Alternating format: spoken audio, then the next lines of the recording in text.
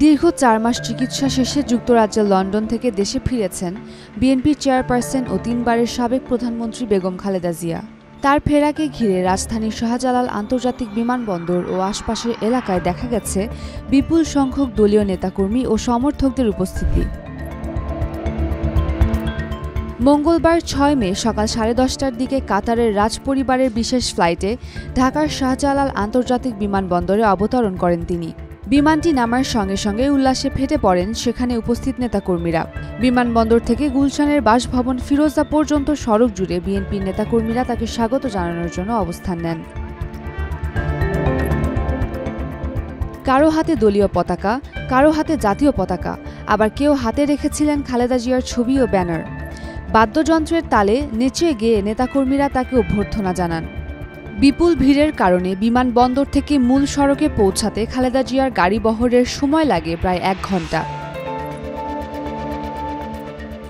গত ৭ জানুয়ারি উন্নত চিকিৎসার জন্য কাতারের আমিরের পাঠানো রয়্যাল এয়ার অ্যাম্বুলেন্সে লন্ডন গিয়েছিলেন বেগম জিয়া। তিনি ফিরেছেন সে একই বিমানে।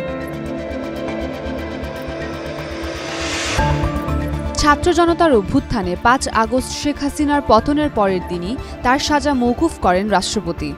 একটি মামলায় তিনি খালাস পান এবং অন্য মামলায় আপিল বিভাগ তার সাজা স্থগিত করে।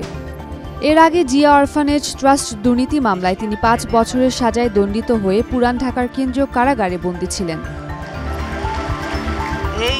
খালেদা জিয়ার রাজনৈতিক জীবন নানা ঘটনার সাক্ষী। স্বামী রাষ্ট্রপতি জিয়াউর রহমান নিহত হওয়ার পর তরুণ বয়সে ২ সন্তানকে নিয়ে তিনি রাজনীতিতে আসেন।